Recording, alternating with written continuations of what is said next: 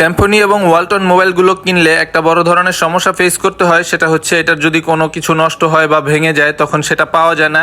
দ্বিতীয়ত পাওয়া গেলেও মোবাইলের প্রাইস যদি কমও হয়ে থাকে কিন্তু সেই অ্যাক্সেসরিজ গুলোর প্রাইস অনেক বেশি হয়ে থাকে। ডিসপ্লে বলেন, লজিক বলেন, যাই বলেন, একে তো পাওয়া যায় না, দ্বিতীয়ত পাওয়া গেলেও প্রাইস গুলো অন্যান্য দামি মোবাইলের চাইতেও এই ফোনগুলোর কম দামি মোবাইলের অ্যাক্সেসরিজ গুলোর প্রাইস গুলো অনেক বেশি। যার কারণে হচ্ছে গিয়ে স্যামসং এবং ওয়ালটন মোবাইলগুলো কেনাটা অনেকটা ব্যয়বহুল হয়ে যায়। যখন রিপেয়ারিং এর টাইম আসে, যে কোনো কিছু সমস্যা হলে তখন এটা তেমন একটা পাওয়া যায় না।